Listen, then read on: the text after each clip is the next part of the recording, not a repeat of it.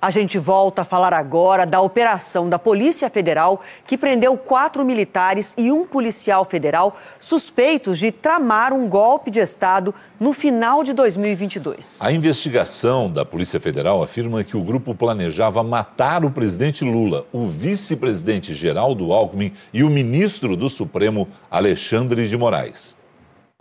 Materiais recuperados do celular do ex-ajudante de ordens de Jair Bolsonaro e dos presos hoje revelaram, de acordo com a Polícia Federal, a intenção de eliminar, antes da posse, Lula e Alckmin, tratados com os codinomes Jeca e Joca. O plano detalhado pela PF indica que o presidente seria morto com veneno ou remédio, aproveitando as idas dele a hospitais. Segundo a investigação, o planejamento era assassinar Alckmin para que ninguém da chapa vencedora assumisse. O então presidente do TSE, Alexandre de Moraes, também seria, nas palavras dos investigados, neutralizado. O ministro é citado como Juca.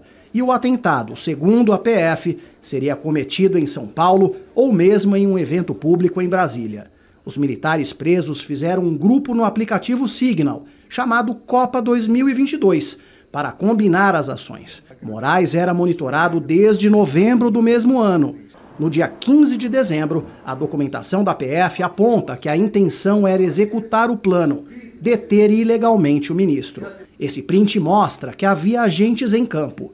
Às 8h33 da noite, um dos integrantes avisa que estava posicionado no estacionamento do Parque da Cidade, em Brasília, e pergunta: qual a conduta? Aguarde, foi a resposta. Às 8h57, outro membro afirma: tô perto da posição, vai cancelar o jogo? 2 minutos depois vem o comando: abortar, Áustria. Volta para local de desembarque. Estamos aqui ainda. A PF afirma que um dos agentes estava perto da residência funcional de Alexandre de Moraes. Após a determinação para cancelar o jogo, ele reclamou: sanhaço, difícil para achar táxi. Mas vou chegar, kkkk. Quer que eu te pegue? Pergunta o tenente-coronel Rafael de Oliveira, que coordenava o grupo. Recebe um áudio em que o agente diz que não encontra um ponto, responde com um palavrão e escreve: esse é o tempo de exfiltração. Exfiltração é um termo militar, segundo definição do Exército, com a finalidade de retirar forças,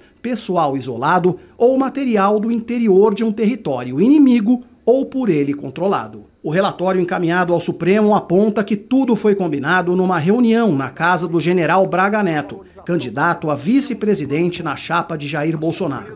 A apuração cita que os assassinatos eram parte de uma operação chamada pelos investigados de Punhal Verde e Amarelo. De acordo com a PF, foi feita até uma lista de metralhadoras, fuzis, pistolas, lança-granadas, total de munição e mesmo bazucas que seriam utilizados. Houve uma avaliação de riscos do golpe. Êxito médio, tendendo a alto. Danos colaterais, ou seja, morte de outras pessoas além dos alvos, muito alto. Todo o plano, segundo a investigação, foi impresso dentro do Palácio do Planalto pelo ex-general da Reserva Mário Fernandes, preso hoje. Ele era secretário executivo da Secretaria-Geral da Presidência de Bolsonaro. A impressão foi feita no dia 6 de dezembro de 2022, às 6h09 da tarde, horário em que, de acordo com a PF, Jair Bolsonaro e Mauro Cid estavam no prédio. Além de Mário Fernandes, foram presos hoje os tenentes-coronéis Hélio Ferreira Lima, Rodrigo Azevedo e Rafael Martins, todos envolvidos na trama de acordo com a polícia. Eles são da Companhia de Forças Especiais do Exército, um grupamento de elite da corporação, os chamados Kids Pretos. Mário Fernandes seria o ponto de ligação com os manifestantes no acampamento em frente ao QG do Exército. Depois do plano de golpe, entraria em curso a segunda fase, encontrada em uma minuta com o militar: a formação de um gabinete de gestão e crise, para lidar com as consequências dos atos. O órgão seria comandado pelos generais da reserva e ex-ministros de Bolsonaro, Braga Neto e Augusto Heleno. Eles também estão sendo investigados. Foi preso também um policial federal. Vladimir Soares fazia parte da equipe de segurança de Lula durante a posse e repassava ao grupo informações sobre o presidente.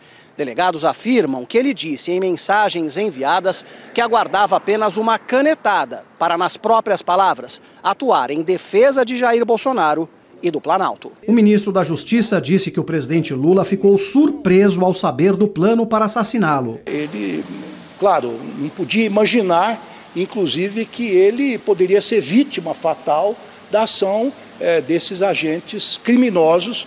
Pelo menos os indícios agora fortes colhidos pela Justiça, pela Polícia Federal, indicam que houve sim um envolvimento, pelo menos neste momento, destes personagens. O presidente do Supremo Tribunal Federal, ministro Luiz Roberto Barroso, falou em desonra na abertura da sessão do Conselho Nacional de Justiça. Felizmente, o país já superou os ciclos do atraso, mas é preciso empurrar para a margem da história comportamentos como esses que estão sendo noticiados pela imprensa e que são uma desonra para o país.